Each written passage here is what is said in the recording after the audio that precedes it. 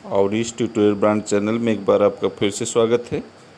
देखिए, ये UP triple SC से रिलेटेड जीएस क्वेश्चन की 1 से 1000 प्रश्नों की श्रृंखला चलाई जा रही है, जो कि आपके कई एग्ज़ाम के लिए बहुत ही इम्पोर्टेंट होने वाली है।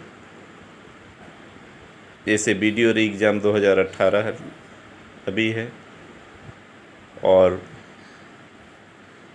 मुख्य सेविका की वैकेंसी है, उसके लिए बीपीओ की भी, मीन्स यूपी ट्रिपल एससी से रिलेटेड जो भी एग्ज़ाम है सभी के लिए ये 1 से 1000 प्रश्नों की जो श्रृंखला है, अगर ये सभी वीडियो आप ढंग से देख लें तो इससे बाहर जीएस कुछ नहीं, इसी के अंदर सब कुछ रहेगा। ठीक है, चलिए ज़्यादा समय न लेते हुए वीडियो की शुरुआत करते हैं। और हाँ, यदि आपको वीडियो पसंद आए तो लाइक करना न भूलें। इस चैनल पर नए हो तो प्लीज़ चैनल को सब्सक्राइब कर लीजिए। चलिए, आज का पहला है, हिमालय के सर्वोच्च शिखर माउंट एवरेस्ट की ऊंचाई कितना है? तो 8848 मीटर। बहुत इम्पोर्टेंट है, तो बहुत पुराना है। ठीक है, आप कई कक्षाओं में इसको पढ़ चुके होंगे कि माउंट एवरेस्ट की ऊंचाई 8848 मीटर है। और माउंट एवरेस्ट जो है हिमालय में स्थित विश्व का सबसे ऊंची पर्वत चोटी है, और ये कहाँ स्थित है? नेपाल में स्थित है। ठीक है, नेक्स्ट आगे देखते हैं, पश्चिमी घाट क्या है? तो वास्तव में पश्चिमी घाट जो है वो पठारों का ढलान है। क्या है? पठारों का ढलान है, जो गुजरात और महाराष्ट्र की सीमा से शुरू होकर गोवा, कर्नाटक, केरल, तमिलनाडु से होते हुए कन्याकुमारी में समाप्त हो जाती है। ठीक है, कहाँ से शुरू हो रही है? गुजरात और महाराष्ट्र की सीमा से शुरू होकर गोवा, कर्नाटक, केरल, तमिलनाडु से होते हुए कन्याकुमारी में समाप्त हो जाती है। यह उत्तर से दक्षिण तक 1600 किलोमीटर लंबा है। ठीक है, नेक्स्ट देखते हैं, भारत और श्रीलंका को अलग करने वाली जलराशि कौन सी है? इसे कहते हैं पाक जल संधि। ठीक है, जान लेते हैं इसके बारे में। भारत और श्रीलंका को अलग करने वाली जलराशि पाक जल संधि है, जबकि 10 डिग्री चैनल, याद रखिएगा ये बहुत इम्पोर्टेंट है, जबकि 10 डिग्री चैनल जो होता है वो छोटा अंडमान, ठीक, और निकोबार द्वीप को अलग करती है। कभी कभी 10 डिग्री चैनल का भी बहुत पूछा गया है, तो 10 डिग्री चैनल किसको अलग करता है? छोटे अंडमान एवं निकोबार। नेक्स्ट है, बहुत इम्पोर्टेंट है, दक्षिण भारत का मैनचेस्टर कौन है? तो दक्षिण भारत का मैनचेस्टर कोयम्बटूर या कोयम्बटूर को माना जाता है। कहाँ है ये? तमिलनाडु राज्य में स्थित प्रमुख रूप से ये औद्योगिक नगर है। ठीक है ना, दक्षिण भारत का मैनचेस्टर किसे कहते हैं? कोयम्बटूर को। और ये तमिलनाडु राज्य में स्थित है। मुख्य रूप से ये क्या है? औद्योगिक नगरी है। सॉरी, नेक्स्ट देखते हैं, कर्क रेखा भारत के कितने राज्यों से होकर जाती है, गुजरती है? तो कर्क रेखा कुल 8 राज्य, कितने? कुल 8 राज्यों से गुजरती है। चलिए याद करिए, number 1 Gujarat, number 2 Madhya Pradesh, number 3 Rajasthan, 4 Chhattisgarh, 5 पश्चिम बंगाल, 6 झारखंड, 7 त्रिपुरा, 8वां मिजोरम। ठीक है ना। तो ये 8 राज्य आप याद रखिए, गुजरात, मध्य प्रदेश, राजस्थान, छत्तीसगढ़, पश्चिम बंगाल, झारखंड, त्रिपुरा, मिजोरम। 8 राज्यों से होकर कर्क रेखा गुजरती है। ठीक है।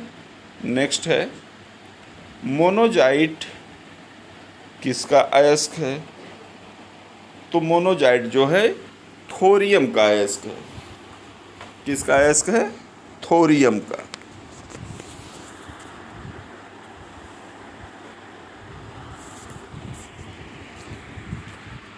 बहुत ही इम्पोर्टेंट है, पूछा भी गया कई बार। मोनोजाइट थोरियम का प्रमुख अयस्क है। वैसे यह केरल के मालाबार के समुद्र तटीय मोनोजाइट रेत में सर्वाधिक मात्रा में पाया जाता है और विश्व का 75% 75% थोरियम जो है वो दक्षिण भारत में ही पाया जाता है। ठीक है।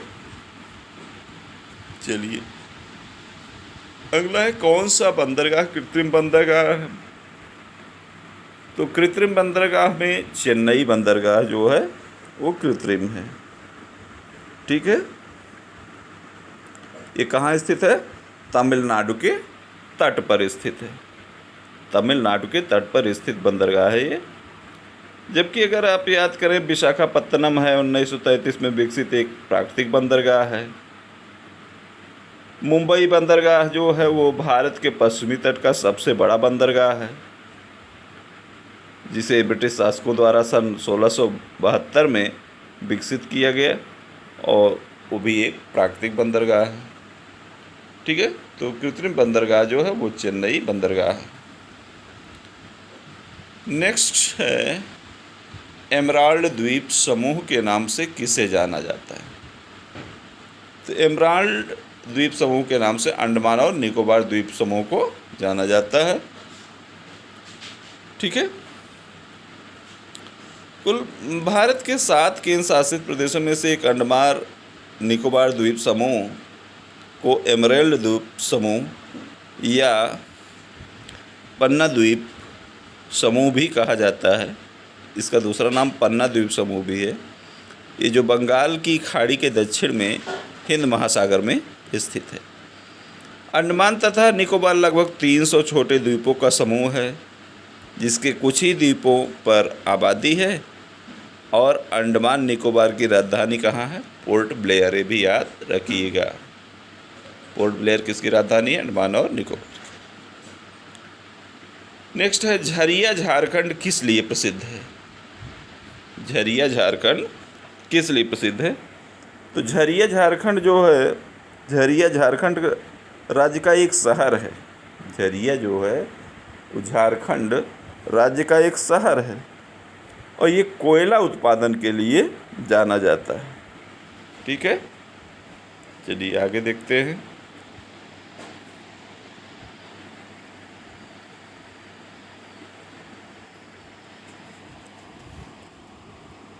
अगला है बिनसर का जंगल भारत के किस प्रदेश में स्थित है?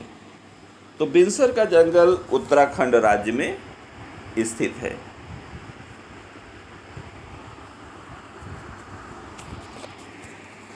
ठीक। बिनसर का जंगल भारत के उत्तराखंड राज्य में। अगला है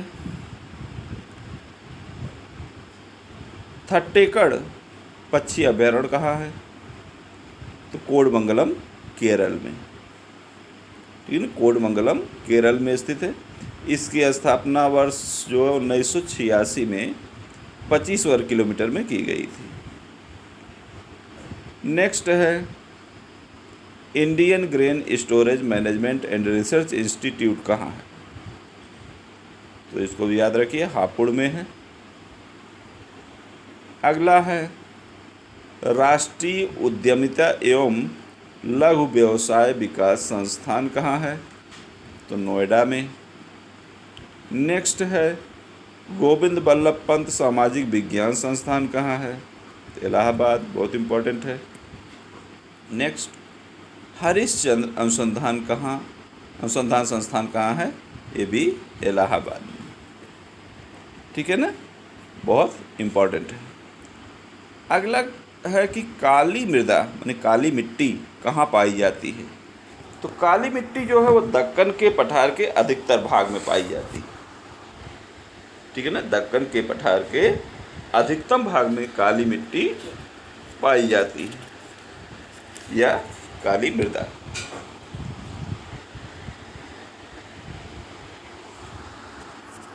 अगला है, वैसे आपको बताएं कि महाराष्ट्र, गुजरात, तमिलनाडु, यहाँ मुख्य रूप से काली मृदा पाई जाती है। गोदावरी और कृष्णा नदियों के ऊपरी भागों और दक्कन के पठारों के उत्तरी पश्चिमी भाग में गहरी काली मृदा पाई जाती है। और इसका एक नाम और है, याद रखिए, काली मृदा को रेगुर कहते हैं, रेगुर। इसे कपास वाली काली मिट्टी भी कहते हैं। रेगुर, काली मृदा, काली मिट्टी, रेगुर, कपास वाली काली मिट्टी, एक ही नाम है। ठीक है ना, सॉरी। रासायनिक दृष्टिकोण से इस मिट्टी में चूना, लोहा, मैग्नीशियम, एल्युमिनियम, पोटास, क्या काली मिट्टी में क्या होता है? चूना, लोहा, मैग्नीशियम, एल्युमिनियम और पोटास काफ़ी मात्रा में पाया जाता है। और इसमें कमी किसकी होती है? इसको भी याद रखिए, फास्फोरस, नाइट्रोजन और जैव पदार्थों की कमी भी होती है। ठीक है ना, चलिए नेक्स्ट देखते हैं। भारत का कौन सा राज्य जूट निर्मित वस्तुओं का अधिकतम निर्यात करता है? बहुत इंपॉर्टेंट है। तो पश्चिम बंगाल है। विश्व में भारत जूट से बनी वस्तुओं का सबसे बड़ा उत्पादन यानी 3.5%, और ये भी कहिए दूसरा बड़ा निर्यातक राष्ट्र है। और देश में प्रथम जूट कारखाना 1859 में कोलकाता के निकट रिसरा स्थान पर लगाया गया था। और पश्चिम बंगाल जूट के सामान का बृहत्तम उत्पादक है। और अगर देखा जाए आंध्र प्रदेश, तो जूट के सामान का द्वितीय बृहत्तम उत्पादक है। पहले नंबर पर पश्चिम बंगाल है, दूसरे नंबर पर आंध्र प्रदेश है, याद रखिएगा जूट के लिए। नेक्स्ट है, कौन सा पठार भारत की खनिज दिल के देश के रूप में जाना जाता है? तो छोटा नागपुर पठार को भारत का खनिज दिल के देश, heartland of India, heartland of India, दिल के देश, हार्टलैंड ऑफ इंडिया के रूप में जाना जाता है। किसे जाना जाता है? छोटा नागपुर पठार। और वैसे आप याद रखिए, छोटा नागपुर पठार जो है अभ्रक, बॉक्साइट, तांबा, चूना, पत्थर, लौह अयस्क और कोयला जैसे खनिजों का भंडार गृह है।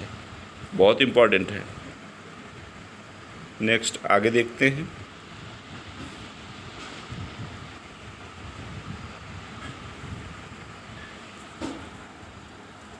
पश्चिमी विक्षोभ जिस कारण उत्तर पश्चिम भारत में बारिश होते हैं, बारिश होते हैं, उसका उत्पत्ति स्थल तो भूमध्य सागर। वास्तव में पश्चिमी विक्षोभ के कारण उत्तर पश्चिम भारत में बारिश होती है, जिसकी उत्पत्ति स्थल भूमध्य सागर है। क्योंकि भूमध्य सागर में उठी तूफानी हवाओं को ही पश्चिमी विक्षोभ कहा जाता है। याद रखिए, भूमध्य सागर में उठी जो तूफानी हवाएं होती उन्हीं को पश्चिमी विक्षोभ कहते हैं। और उत्तर पश्चिम भारत में भूमध्य सागर से आने वाली जो चक्रवाती विक्षोभ शीत ऋतु में वर्षा करती है और जो रबी की फसल के लिए बहुत ही लाभकारी होती है। इसमें तेज हवाओं के चलने से गरज के साथ वर्षा होती है। बहुत इम्पोर्टेंट नेक्स्ट है, देखिए भाई, मूक घाटी जैसे साइलेंट वैली कहाँ स्थित है? तो मूक घाटी या साइलेंट वैली केरल में स्थित है, बहुत इम्पोर्टेंट है। ठीक है ना। अगला है भारत का सबसे बड़ा एकल द्वीप। ये गीत लिख उठा है भाई, ठीक है ना, ये गीत लिख उठा है, इसे आप क्या जानेंगे? द्वीप। ठीक है ना, ये है द्वीप। ठीक है ना। भारत का सबसे बड़ा एकल द्वीप सुदूर दक्षिण में कौन सा है? तो ग्रेट निकोबार द्वीप। ठीक है ना, ग्रेट निकोबार द्वीप मीन्स भारत का दक्षिणतम द्वीप बड़ा निकोबार के नाम से जाना जाता है, जिसका दक्षिणतम बिंदु भारत का दक्षिणतम बिंदु 6 डिग्री 30 मिनट है। इसी को इंदिरा पॉइंट भी कहा जाता है। इंदिरा पॉइंट की चर्चा हो चुकी है। जबकि प्रायद्वीपीय भारत का दक्षिणतम बिंदु जो है वो क्या है? कन्याकुमारी। चलिए नेक्स्ट देखते हैं। अगला है कि भारत का रूर, इसको हटा देते हैं जिससे आपको दिखे। भारत का रूर किस नदी बेसिन को कहा जाता है? तो दामोदर नदी बेसिन को ही भारत का रूर कहा जाता है। क्यों कहा जाता है समझ लीजिए। दामोदर नदी बेसिन को प्रदूषण के कारण भारत का रूर कहा जाता है। दामोदर नदी छोटा नागपुर की पहाड़ियों से 610 मीटर की ऊंचाई से निकलकर और लगभग 290 किलोमीटर झारखंड में प्रवाहित होने के बाद ये पश्चिम बंगाल में प्रवेश कर 240 किलोमीटर प्रवाहित होकर हुगली नदी में मिल जाती। और पहले दामोदर नदी अपने बाढ़ों के लिए कुख्यात नदी थी, यहाँ बाढ़ बहुत आती। इसी नदी को पहले बंगाल का शोक भी कहा जाता था, याद रखिएगा। ठीक है ना। नेक्स्ट, भारत में किस प्रकार के वन का सबसे बड़ा क्षेत्र है? तो उष्णकटिबंधीय नम पर्णपाती वन। उष्णकटिबंधीय नम पर्णपाती वन, इसको याद रखेंगे आप। ठीक है ना। भारत में उष्णकटिबंधीय शुष्क पर्णपाती वन सर्वाधिक क्षेत्र में पाए जाते हैं, जबकि दूसरे स्थानों पर उष्णकटिबंधीय आर्द्र पर्णपाती वन पाए जाते हैं। ठीक है ना। अगला है भाखड़ा बांध किस नदी पर बना हुआ? तो भाखड़ा बांध हिमाचल प्रदेश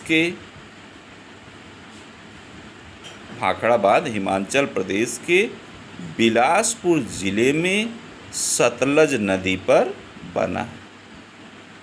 इसको याद रखिए, बहुत इम्पोर्टेंट है।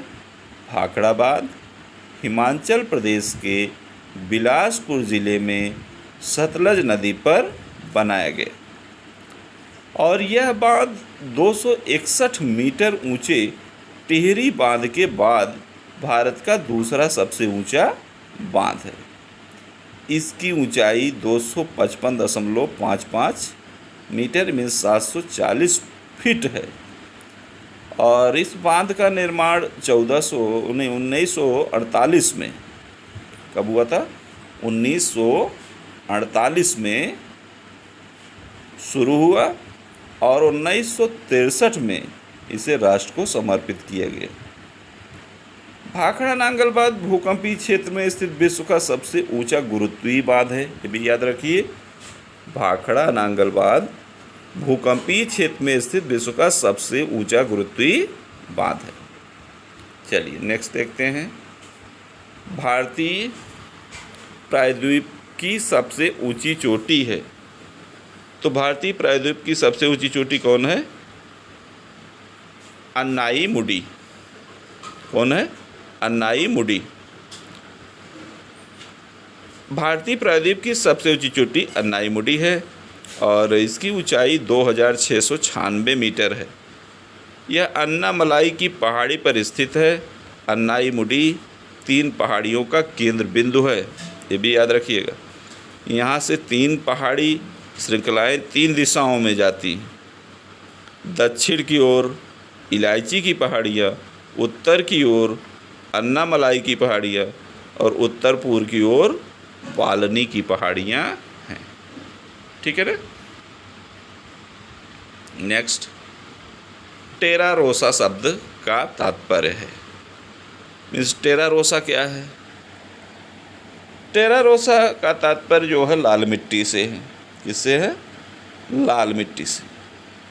यह एक प्रकार की लाल क्ले मृदा है और चूना पत्थर के अपक्षय से प्राप्त होती है।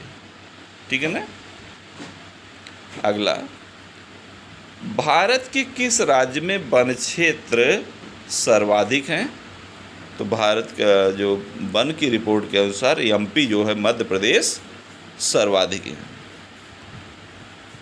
2017 की जो रिपोर्ट है वो सर्वाधिक वन क्षेत्र मध्य प्रदेश राज्य में ही है। यहाँ 77,414 वर्ग किलोमीटर में वन क्षेत्र का फैलाव है। ठीक है ना। नेक्स्ट, भारत में सबसे लंबा बांध कौन सा है? तो भारत में सबसे लंबा बांध हीराकुंड है, इसको याद रखेंगे। जिसका निर्माण जो है 1948 में उड़ीसा के संबलपुर जिले में महानदी पर किया गया। तो हीराकुंड बांध किस नदी पर है? महानदी पर है। कहाँ है? उड़ीसा के संबलपुर जिले में। इसका निर्माण कब हुआ? 1948 में। इसकी लंबाई याद रखिए 4.8 किलोमीटर है और तटबंध सहित अगर पूरी लंबाई ली जाएगी तो 25.8 किलोमीटर है। बांध के तटबंध के कारण 743 वर्ग किलोमीटर लंबी एक कृत्रिम झील बन गई है, जिसे हीराकुंड कहते हैं। ठीक है ना। याद रखिए, बहुत इंपॉर्टेंट है। अगला है,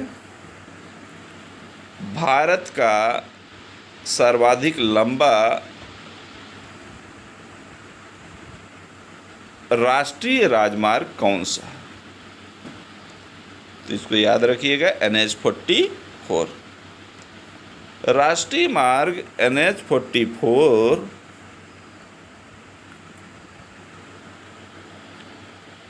भारत का सबसे लंबा राजमार्ग है। यह उत्तर में श्रीनगर से आरंभ होकर दक्षिण में कन्याकुमारी में समाप्त होता है। उत्तर में श्रीनगर से प्रारंभ होता है और दक्षिण में कन्याकुमारी में समाप्त होता है और इसकी कुल लंबाई 3,745 किलोमीटर है। कितना है? 3,745 किलोमीटर है। जबकि अगर वहीं और कुछ काम लें, NH2 ले लें तो 1490 है, NH4 ले लें तो 330.7 है, NH16 ले लें तो 1711 किलोमीटर और NH44 जो है वो आपका सबसे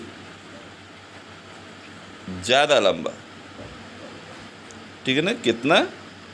3,745। तो सबसे ज़्यादा ये है। ठीक है ना। याद रखेंगे। तो आज की टॉपिक में बस इतना ही। ये श्रृंखला चलती रहेगी। 1000 क्वेश्चन की श्रृंखला है जिसमें सभी बहुत इम्पोर्टेंट हैं। केवल आप इनको एक बार रीड कर डालिए, एक बार 2 बार रीड करेंगे तो एग्ज़ाम में बड़ी मददगार साबित होगी वीडियो ये। और ये वीडियो पसंद आई हो तो लाइक करना ना भूलें भाई, और ये चैनल पर नए हों तो प्लीज़ चैनल को सब्सक्राइब कर लीजिए। उसके अलावा आपको इसकी PDF जैसे ही 1000 क्वेश्चन की श्रृंखला समाप्त होगी, इसकी PDF भी आपको मिल जाएगी। आपको टेलीग्राम चैनल की लिंक दे दी जाएगी, वहाँ से आप पा सकते हैं। ठीक, और इसकी पिछली वीडियो जो जितनी वीडियो पड़ी हैं उनको देखना हो तो उसके लिए आपको चैनल सब्सक्राइब कर लीजिए। वैसे हम प्लेलिस्ट की लिंक भी दे देंगे डिस्क्रिप्शन में। ठीक, वहाँ से भी आप डायरेक्ट देख सकते हैं। Okay, thank you.